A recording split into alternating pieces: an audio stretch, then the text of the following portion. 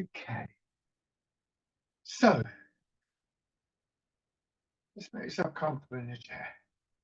Try and sit a little bit forwards if you can. Have your feet down. So your feet take a little bit of your weight, but as always, just anything that's said about posture, anything that we aim for in posture, it's just that it's an aim. Just recognize that you're not necessarily going to be able to get to there straight away, and the wrong approach is to really push hard to do that. And then just to start rubbing your hands together and tapping over your face with the pads of your fingers.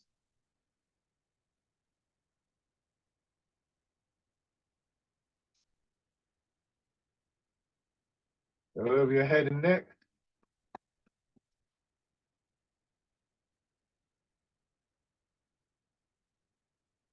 Down to one shoulder. Your arm.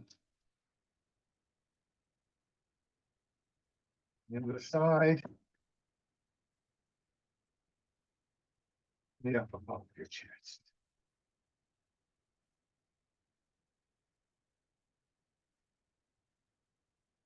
Belly. And then finally, sort of way of waking yourself up, really, bringing your attention in to your body. There's always these little tapping exercises, very loose system. I do them in a particular order as a rule, but nothing special about that order. Just how I learnt them, how I remember them. Now, sitting back and feet out in front, straighten myself up. That's a bit better. Dropping back into the chair in this reclining position, just allowing gravity to pull you into the chair. Have you ever seen a cat sort of like falling asleep on a chair and just gradually sort of appearing to melt into the chair? You can feel a little bit like that. And it's quite a difficult thing to sustain. We often have habits of posture and holding ourselves that cause us to hold a certain attitude or something like that. And there's all sorts of reasons for that. And as I was just saying, any attempt to sort of move through that has to be measured against how, in a way, how embodied that is. But in general, just focusing on those areas where you do feel that there's some kind of releasing, softening feeling, sinking in to the chair, getting used to that as a quality of your body, in particular the soft tissue, that we can then begin to apply when we come to the upright position, both seated and standing. And just noticing whatever changes there are in your body as a consequence of that. It might be in your breathing, might be in just a general sense of the sensations in your body or a particular part of your body. It's a very personal experience.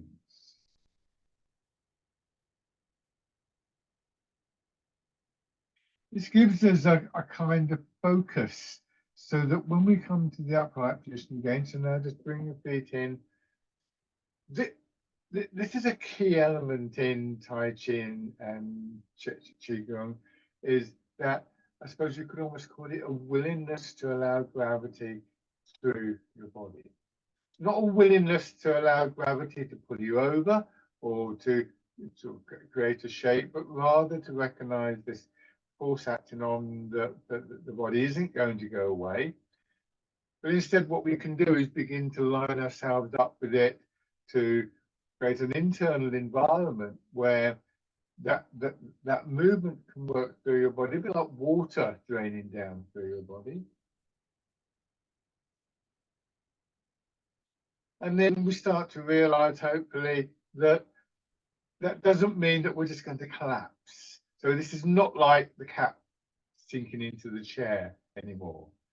what we're doing is, in a sense, we're sinking into what we might think of as an inner structure, or an inner strength is the phrase often used in Tai Chi. In the first instance, think of this in terms of your skeleton, that your shoulders are dropping in towards your rib cage. Your rib cage is sort of melting into the spine and down towards your pelvis. Your pelvis is sinking down in to the chair and to an extent through your feet and your legs and so on and so forth. So we lose some of that stiffness, that tightness in the soft tissue of our body, and discover that we are still upright.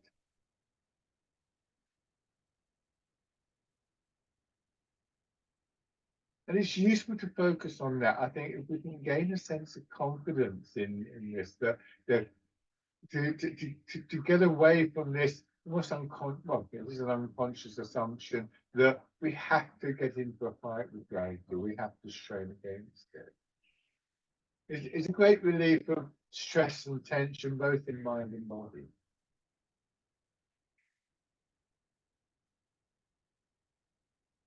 Probably find that you get a glimpse of it and then you lose it, you get a glimpse of it and lose it, because those old habits that I talked about earlier are very pervasive.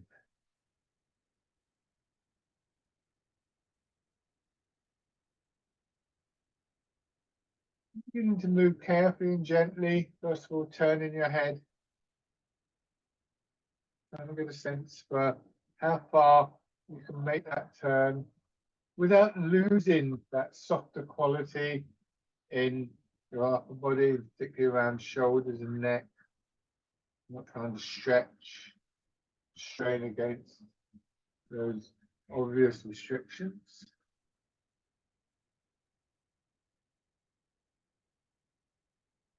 You'll notice I just moved a little bit then. If you've gotten into one particular position and it starts to become uncomfortable after a while, because you're bringing about changes, then you might want to kind of shuffle around, move around a little bit in the chair to find the best position. And then your shoulders.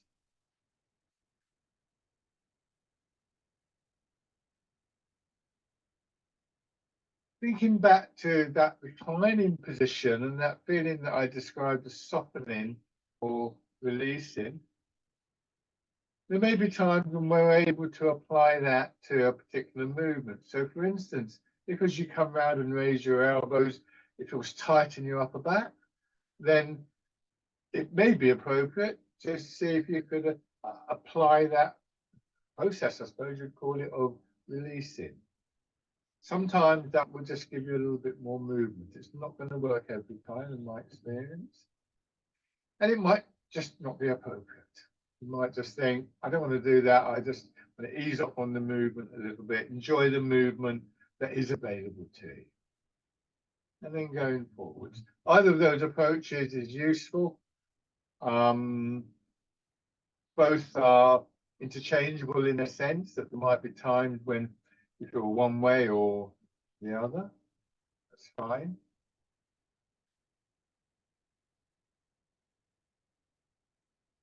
Bring the hands down. Imagine there's a pillar or a wall either side of you, and what you're going to do is just rotate your arms so that the hands slide around the pillar. And if you look from the side, my hand, I'm not doing this. I'm not moving my arm forwards and backwards. I'm just rotating with the hand slightly out from the side, and that creates a kind of little circular movement.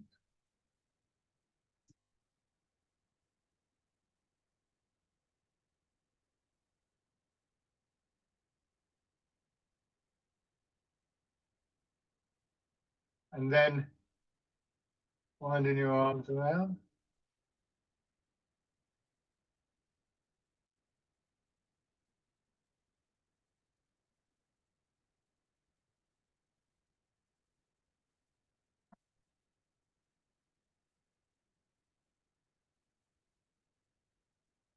Back the other way.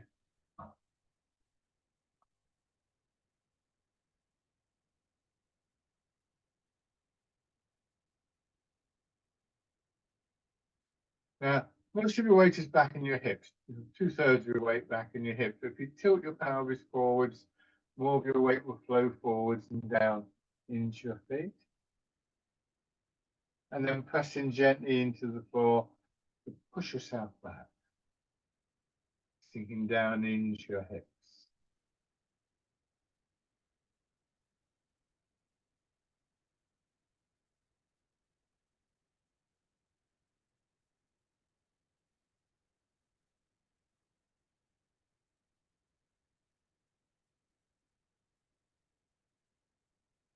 So as we move, as you go forwards, I'm fine up to here. Again, now I'm starting to feel little areas of my body beginning to tighten up. And again, I can either just ease back a little bit, or I might think, well, maybe if I release my hips and my shoulders, I'll get a little bit more space. Whatever is appropriate, but with the intention always to have that space. It's a bit like being polite at the dinner table. You leave feeling as though you could have eaten more. And that's important in Tai Chi and Qigong. It's not that we don't stretch, but when we're doing the movement, we're trying to encourage this inner circulation of the body fluids, of the momentum, the flow, the energy. And that's going to happen more efficiently where there is that little bit of space. Remember that most of our physiological processes, digestion, circulation, breathing itself, and so on and so forth, involve some degree of movement. It's not just about the flow of the energy, although that is a factor, but just movement in general.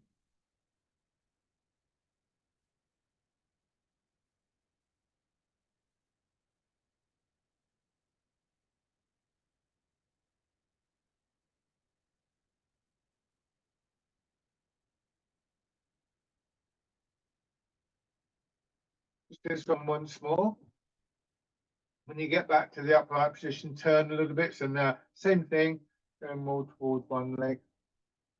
In Tai Chi itself, the transfer of the weight is a major driver. So what we have in this exercise now are three of the really key elements that we've tried to bring together in all of the movements. One is the alignment and dropping of our center of gravity. We align ourselves with gravity and we get that sense of our center of gravity sinking, rooting down. Another is, without losing that root, we learn to move. In this instance, from feet to hips and back and so on and so forth. And that is an important driving power, as I say. The third element is how the center part of the body between hips and waist is like the hub of a wheel. When I turn in one direction, the whole of my upper body in particular turns. So now, from the center of your body, turn in the opposite way.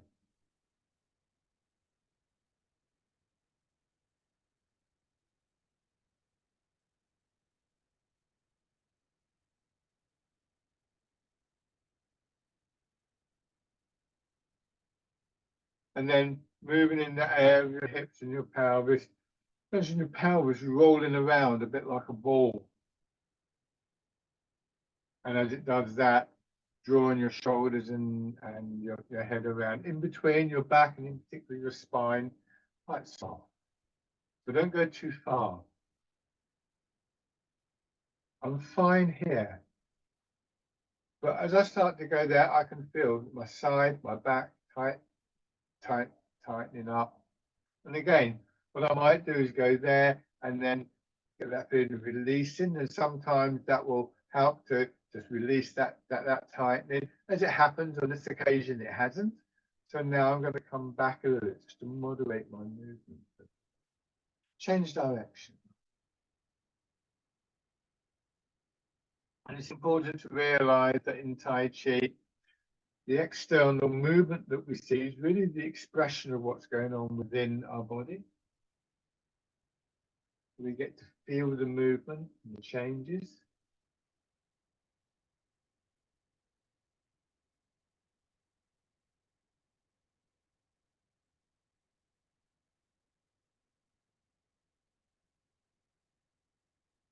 Coming back to the center, and then just to ease your legs out, push out, put your heel down, lower your toes, pull back.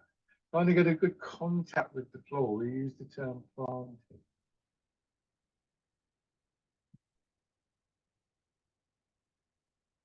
And then on the other side.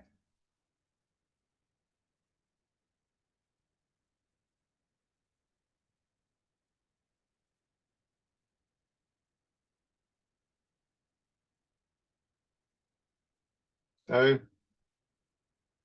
the old writings say to us various things, but in one piece, a single line simply says first in the mind.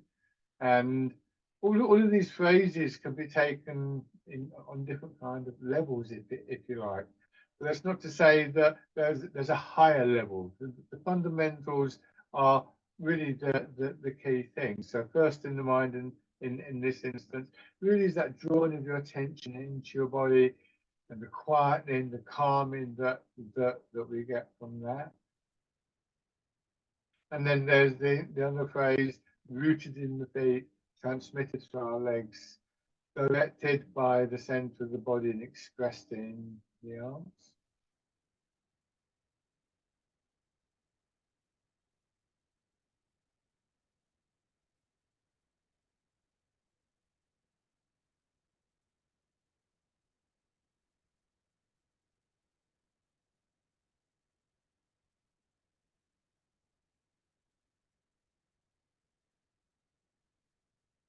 Now, and your hands drop down. And again, just out to the side, turn your hands palm forward. So like the exercise we did before, but this time with your weight movement. So look at my arm. I can only do one side when I'm in this angle, but I'm not doing that yet. I'm not letting my arm move beyond that line straight down from my shoulder. But I've got that rotational curve that we had earlier, along with the transfer of the weight. So this is the exercise bird folds its wings. And as just let yourself settle into this. Bring your attention to areas like your chest, your upper back, the sides. Just see if there's any response there to the movement within your body.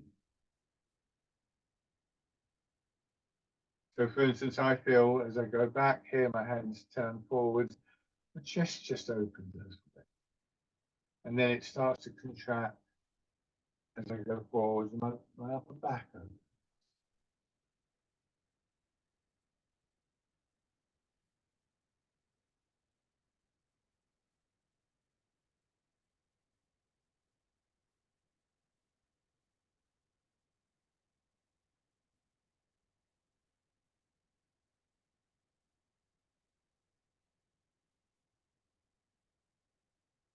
This time, going forwards and turn your hands so the palms are facing back. Now, the shoulders go back and there's a slight delay as your arms are pulled. One of the very common images that we use in Tai Chi is that we move as though we're moving through water. If you were doing this in water, then the pressure of the water would just delay your arms slightly. And if we were in water, we would just probably quite instinctively recognize that holding the arms stiff and tight is counterproductive. It leads to more effort. So that image of moving through water is a good indication of the sort of quality of the movement that we're looking for, but also helps to build very subtly a sense of what we call internal strength in Tai Chi.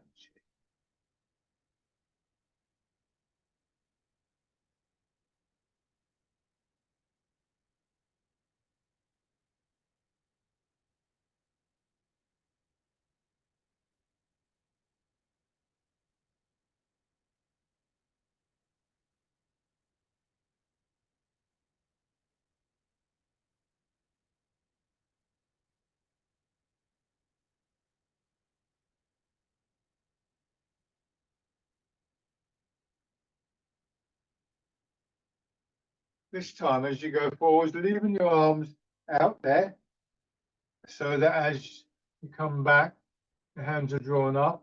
So there's a ball there. So you're not trying to lift your arms up, but just trying to maintain this position, and it's your shoulders coming up that draw your arm over. The shoulders come up because your hips are sinking down and because there's a bit of a push up from your feet. So you could say that your feet are moving your hands for you. So roll in the ball.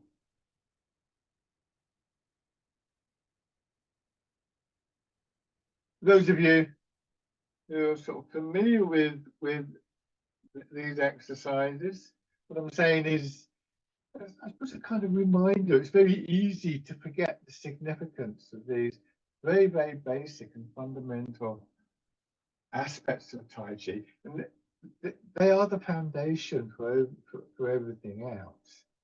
So, for instance, what you may find start happening is as you go to do this, and what I feel, there's an expansion, like a sort of wave filling up my body, coming up underneath my arms, pushing them up. I wouldn't feel that if I was straining to lift my arm. It would kind of block out that awareness. So now, as I do this, I have a sense of movement of energy coming up from my feet and from my hips, just to move my arm for me a little bit extra. And of course, that could be completely random, couldn't it? You can move my arm over there, or whatever. But my intention is taken from the image of the movement, the image of a ball that I'm rolling in towards me.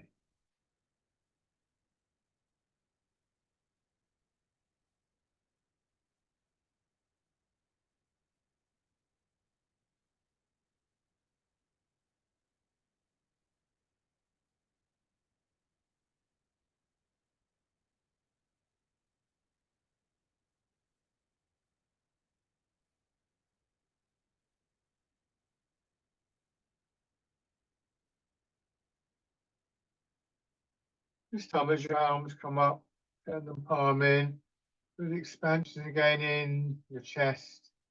And then as you go forward, chest contracts, almost like your sternum is pulling backwards. And that draws your shoulder blades apart, gives an expansive feeling in your upper back. Don't tighten up in your ribcage. Don't move your arms so far that the muscles of your chest and back have to tighten up. And think of your rib cage as being like one of these folding doors you get in halls and things like that. And your sternum is like the hinge. So the rib cage kind of folds in like that. It feels like the sternum, the breastbone is pulling backwards.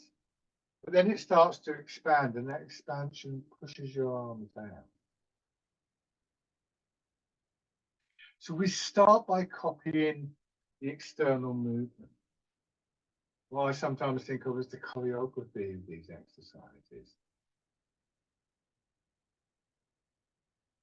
And then we use that to help us to notice, to understand where in the body we feel that movement. It's never just going to be the arms. And then we bring our intention in through imagery or just through that simple awareness. And so rather than thinking I've got to move my arms to expand my chest, just get this feeling of your shoulder blades sliding together, the chest gently opening and expanding, pushing your arms out. And reversing that as you go.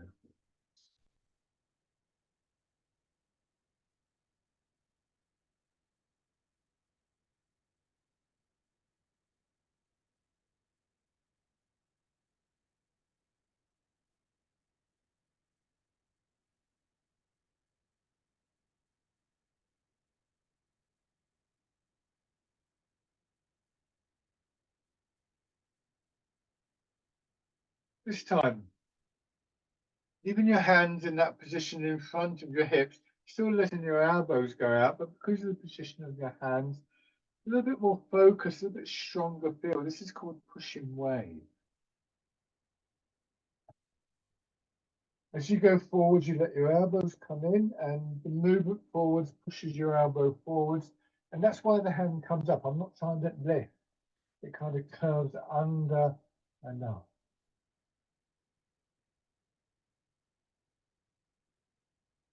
So the very real sense, that wave-like energy that comes from the transfer of the weight is what's doing the pushing. Your arms are expressing that.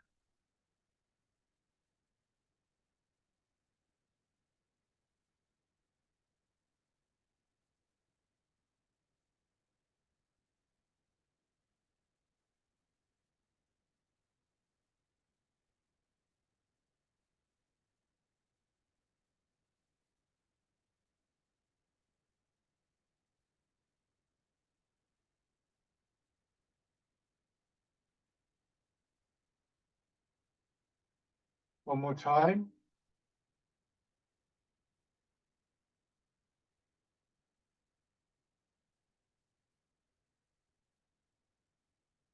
And then hands come down just above your legs, roll your fingers into a hollow fist. Now, as you go forward, your elbow straightens up and your arm rotates. And then back. And your weight is still moving. If I didn't move my weight, that's where my arm would get to. I don't want to lock my elbow out. I don't want to pull my elbow back behind my hips and shoulders. So this is how far the arm moves if I don't change the angle of the elbow there. So when I combine the two, that's why my hands end up here.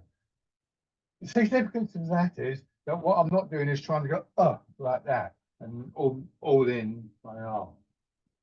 Another little phrase, which is a favorite of mine from the old writings in Tai Chi, it's just that when one part of your body is in motion, your whole body is in motion. One way or another, as you do this simple movement that could just be to do with your arms, actually your whole body gets engaged, whether it be in the movement of your weight, which is obviously quite a big dramatic thing, something more subtle, or maybe just parts of your body that are not actively involved in the movement, but are more concerned with maintaining the structure that allows the movement to flow.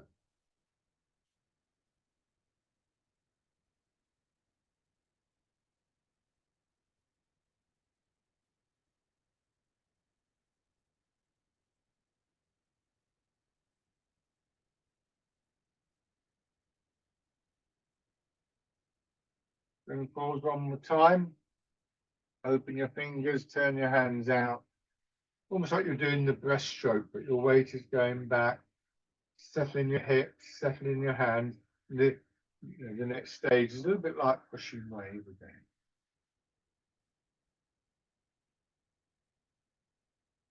Don't wait for me to tell you what you should be feeling within your body. I'm making suggestions. I'm trying to make suggestions in line with the sort of foundation of Tai Chi, how we understand the workings of our bodies.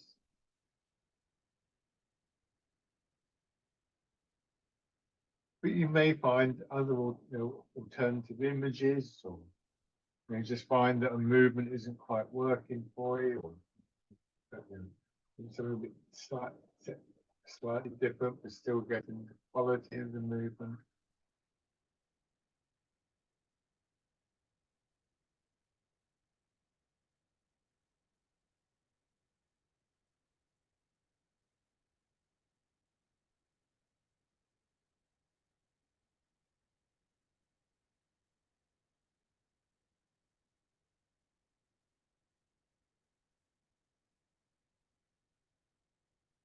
One more time. Pushing forwards, bringing your hands back. At the end of the movement, when your hands are in front of your belly, turn them, palm down. Turn a little bit. Go forwards, hips dropping back through the extension through your back and spine, shoulders, and in your arms and your fingers. And then as you come back, contracting in, coming back into your center, change direction. The expansion is from here up through your body, just polishing the table.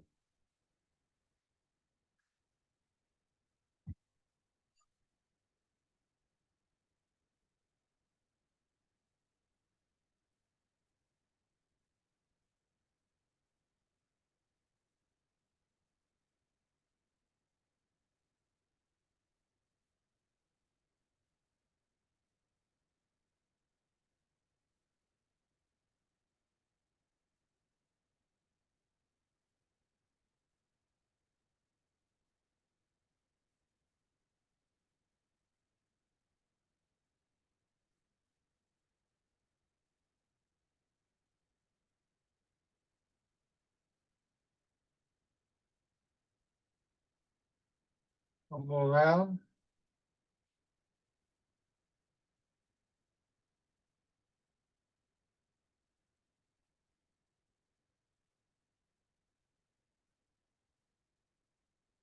And then just come to rest for a moment.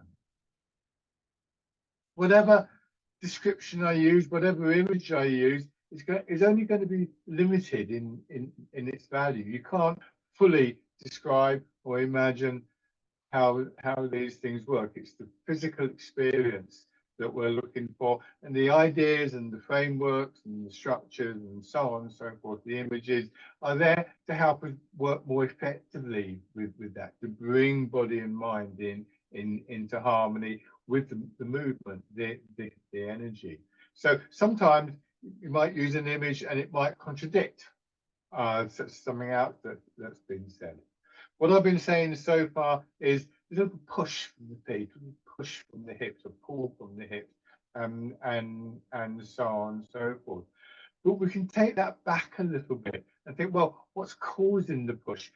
Are we actually deliberately, am I, for instance, deliberately mechanically pushing my feet into the ground, pushing my hips into the chair?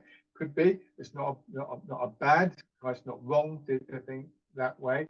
But then if I come to the upright position, I feel the pull of gravity through my body. And if I've got the alignment with the pull of gravity, then it's like if you think about the weight of your head is quite heavy.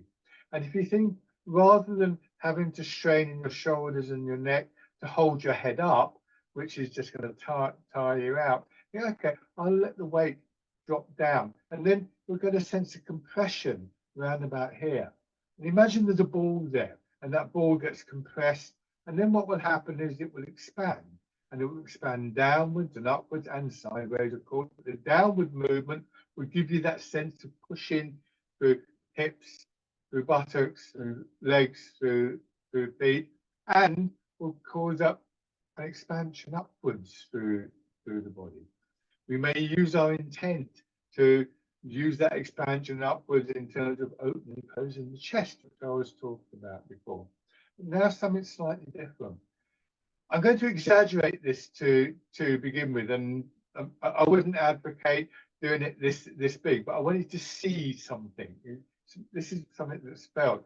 I let the weight of my head drop down. I don't know, hopefully you can see my head dropping down. In fact, if you can see my back, it's going out of line, but don't worry about that. I feel the pressure, and this happens. I am really exaggerating. I'm forcing this a bit, but this feeling that I get particularly in my back and spine, particularly in the spine, is that there's an expansion and a contraction, creating once again this wave-like movement up and down through my upper body. I feel the expansion in belly and lower back, solar plexus and middle back, and chest and upper back. So once again, we have a movement through the body. You bring your hands around as though you're cradling the ball, and that movement, that wave pushes your arms up. You turn the hands over in front of your chest. You feel the drop down through spine and shoulders, pressing down through your hands.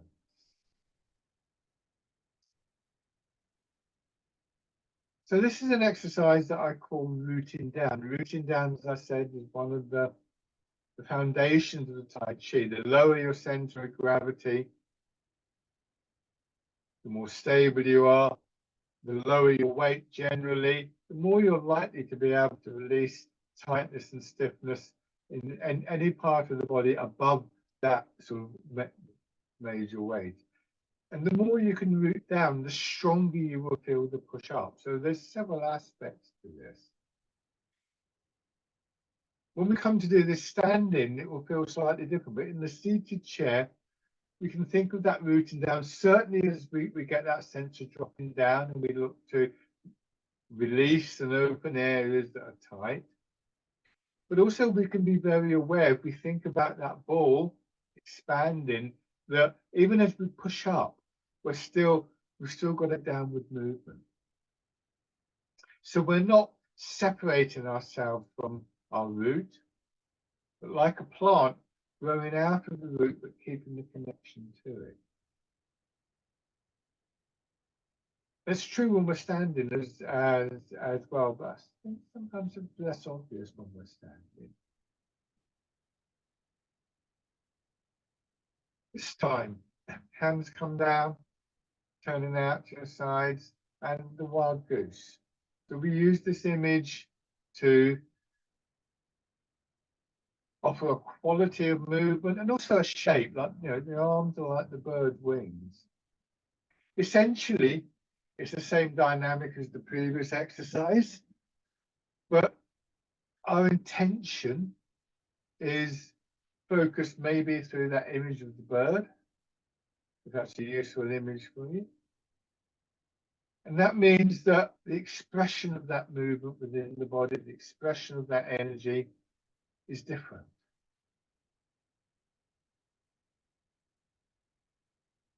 And then we go forwards, sit back, elbows pushing up and out, parting the clouds. It's only slightly forwards, just enough to let your hands pass in front of your knees. You come back, you get that sense of sinking into your center, and then the expansion.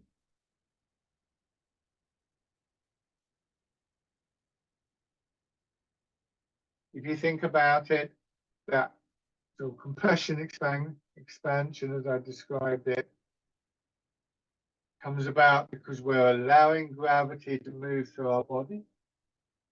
Sort of contracting, compressing movement, and because our body quite naturally responds to that eventually, like pushing a block of wood down into water, eventually the pressure of the water will push the wood up.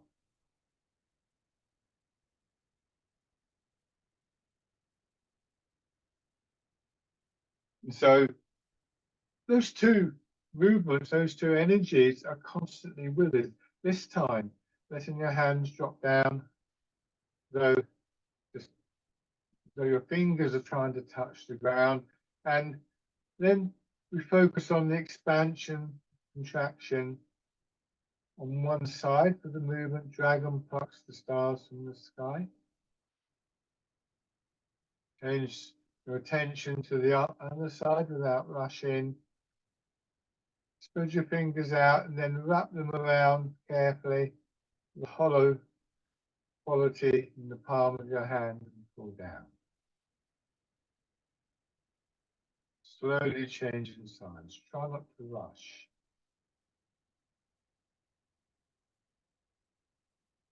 Recognize that one of the benefits that we get from this close view, this looking inward to the body, beginning to appreciate these subtle qualities of movement, subtle pathways of energy through the body that are moving our arms, is that it's drawing our attention closely into our body. And that leads to a very profound sense of stillness and calmness in our mind. Not only is a sense of space developing in our body, but also perhaps just getting a little bit of a respite from some of those thoughts that so often buzz around our head.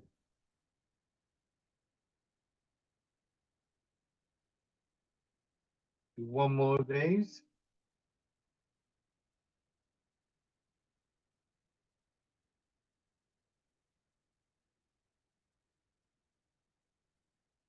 And then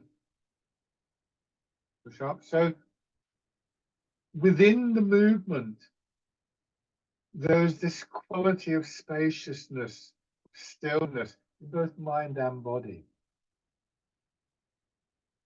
Pushing out to the side. We can think of a physical location for that stillness, which would often be in that middle area of the body between hips and waist, from there down into the ground. And this exercise will draw your attention back to that area on a regular basis. This is something we can take out of the classrooms, our ability to redirect our attention, not to ignore what else is going on, but again, to sit back from it a little bit.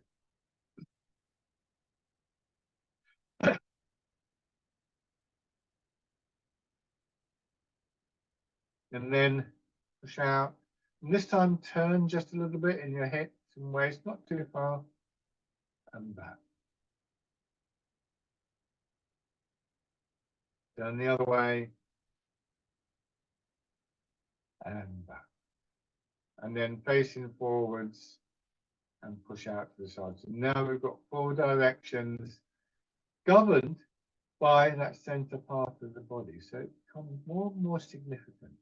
That part of the body that sinks down towards the ground, that is intimately bound up with that expansion and contraction, that pulsing energy. Now we find that once again, as we did earlier, when we turn there, the turn affects the whole of the body. Rooted in the feet, transmitted through our legs, directed through the center of the body, expressed in the arms.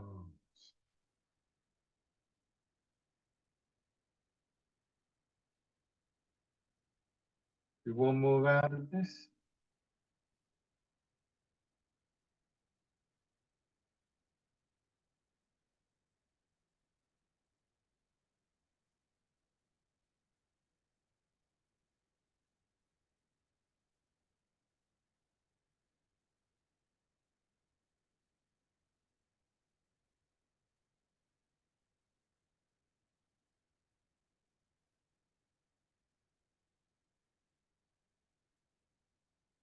This time, extend one foot, rest it on the heel. Now roll in the pelvis and hips so that the head and the shoulders are directed forwards, and then hips sinking back. Bring yourself back up. This is scooping the sea and looking at the sky. Hips dropping back, hips yielding, as we would put it, to the pull of gravity, actually bring you back to the upright position. In other words, we're not trying to lift our head, we're not straining against the pull of gravity, but rather using the pull of gravity, allowing the pull of gravity to adjust our posture, bring us to the upright position. This time, again, a hollow fist with your hands. They're going slightly up, grasping the tiger's ears. Chest opening and then contracting as it did before, helping to move the arms. Suggesting that the external choreography is unimportant. It's a question of how it arrives. This is an internal art.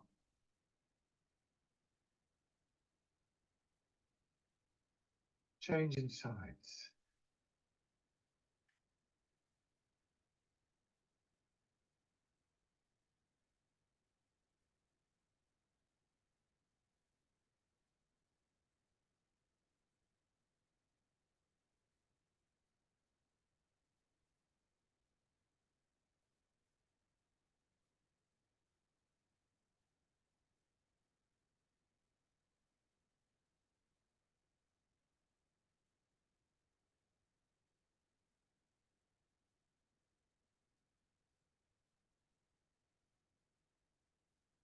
and then grasping the tiger's ears.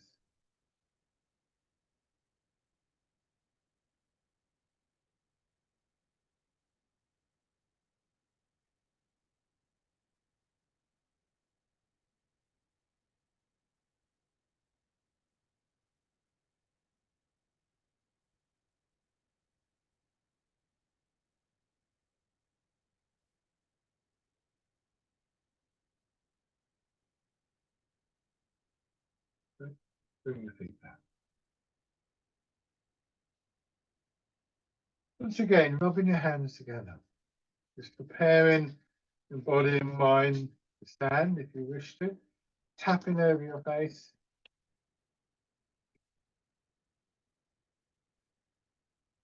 Over your head and neck.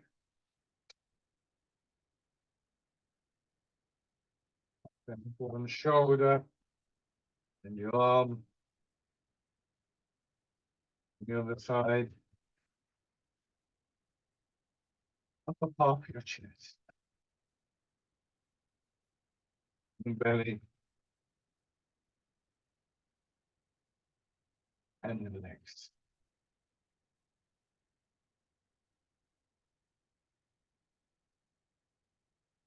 And then pushing your heels up, just getting the muscles of your legs, a bit of sort of movement to wake them up.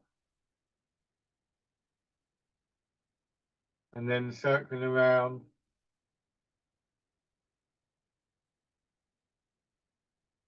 And back the other way.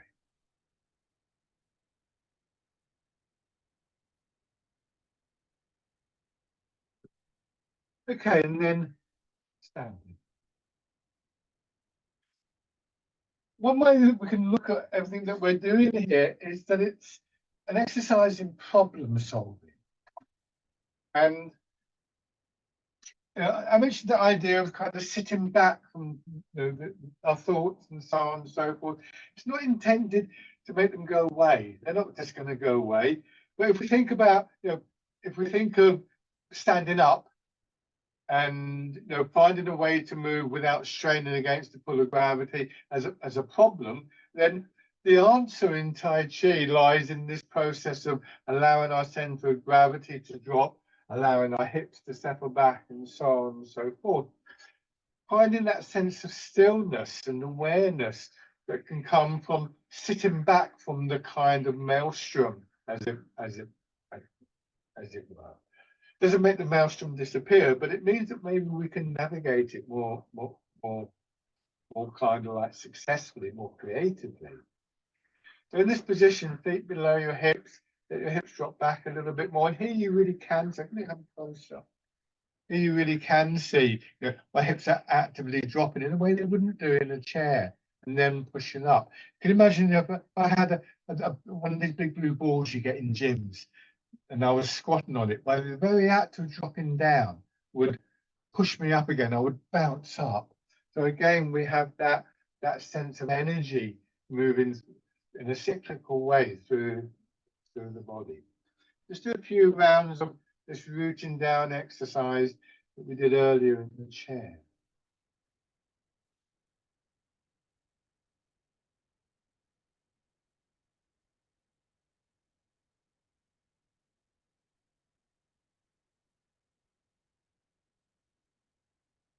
It's a regular rhythm, and gravity itself will help to bring you back to your root. So we can rooting down, moving from the center, being centered, settling, yielding. All of them are just phrases used to this coming to a point that is more spacious, has that quality of stillness and calmness associated with it, as well as all the physical aspects.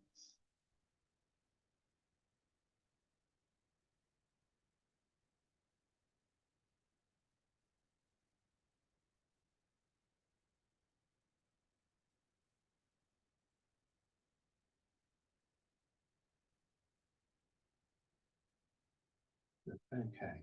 Now, turn one foot out, put the other foot forwards. Instead of up and down now, we're using the pull of gravity to draw us down, using the natural springiness of our body to transfer our weight forwards and backwards.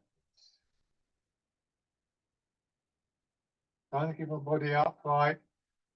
This is really mostly about the legs, this exercise. The legs are moving, your weight is moving your whole body, your upper body's resting, sitting on the hips.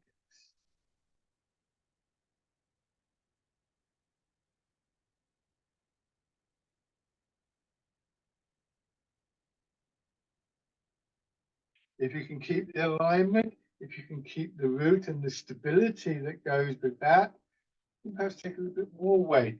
The back heel comes up, more of your weight settling down through your front foot. Go into the back foot, and toes come up. Notice perhaps that I've just turned my front foot out a little bit here. That helps to open my hip, more effective, bringing the weight in, but my hips, pelvis are staying level, trying to keep them level. My shoulders, I'm also trying to keep those level. I'm not leaning. And so from here, maybe I can step in. So again, the problem is, how do I take a slow step without wobbling around or falling over? And the answer is, again, in that process of yielding, of softening, think back to when we were in the reclining position, if that worked with the cat, sinking into the chair or the floor. Think of your shoulders sinking into your hips and so on and so forth.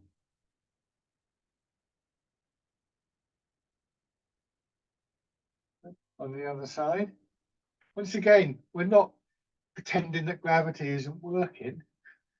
That would be ridiculous. It obviously is. So this is not a denial of the issue, but rather a way of approaching it. And our approach in Tai Chi is summed up in this idea. It's a lovely phrase from the Tai Chi writings, that we seek the stillness within the movement. Raising your toes and your heels.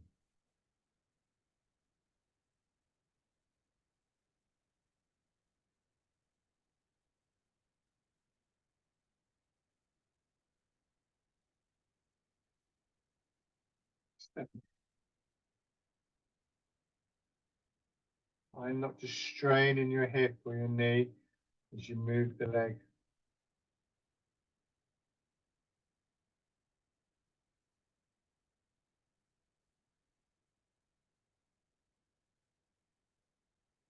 And then stepping through.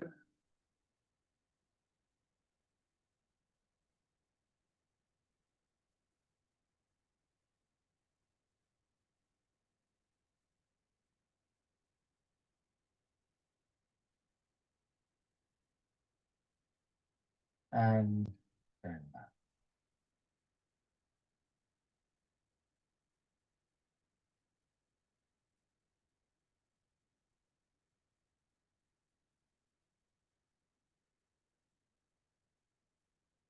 Now finish with your right foot forwards.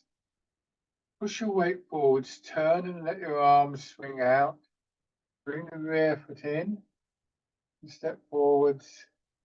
Your arms drop down as you move. Turn to your right, bring in the rear foot in. This is dragonfly skins the ball.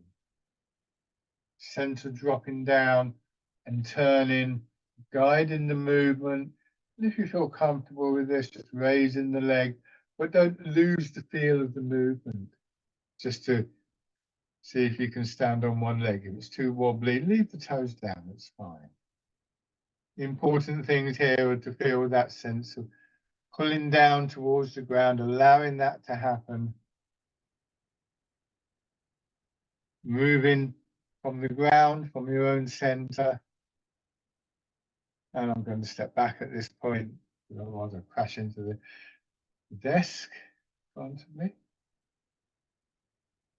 As your foot comes up, if it comes up, or even if it doesn't, just feel that pull on the hips. And lost it a little bit there. That also happens.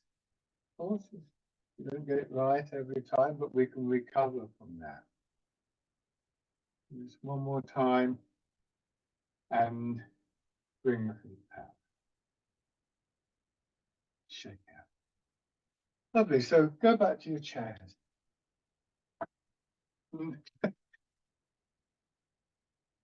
So I had a little wobble there. It happens, doesn't it?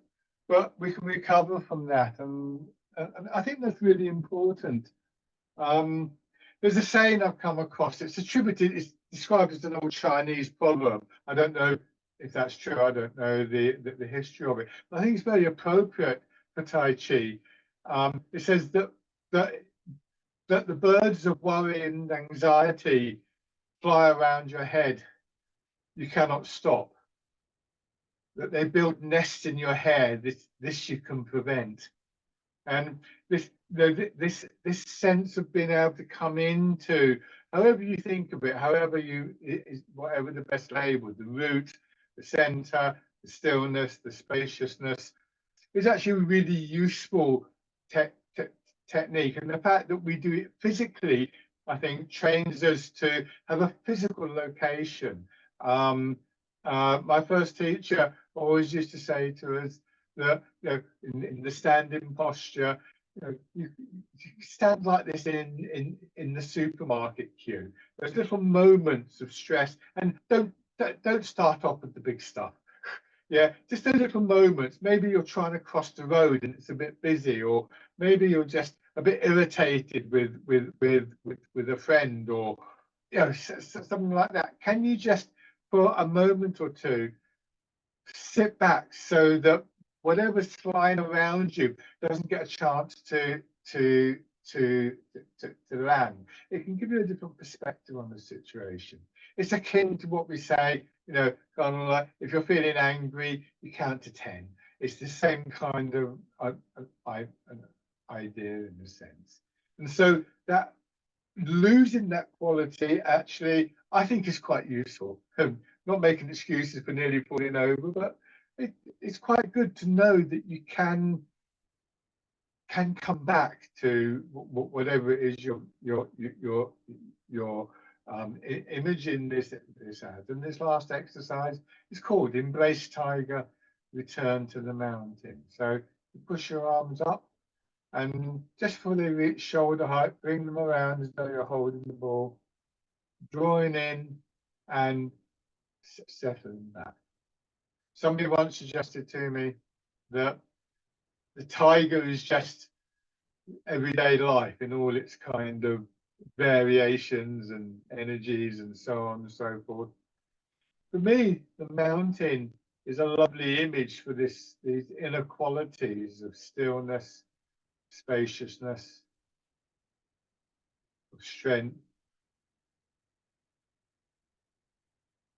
But whatever works for you in whatever way or form, what would be useful to you when you go out and you just encounter that annoying neighbor, or you need to cross the road and the cars just don't seem to be stopping for you, or whatever.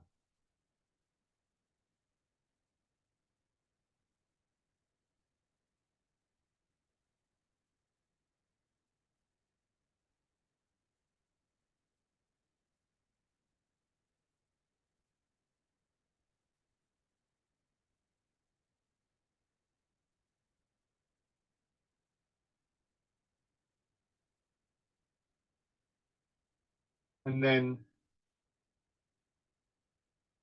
resting. Just trying to keep your attention in this posture, its qualities, the positive qualities and sensations, and body and mind, whatever they are here.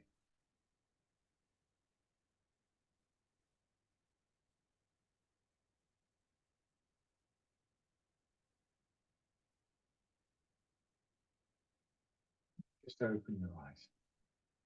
Lovely. Thank you very much, everybody. So I hope that was useful to you. As always, if you have any questions, please do feel free to email me. Nat, I'll see you soon, I hope. Yes.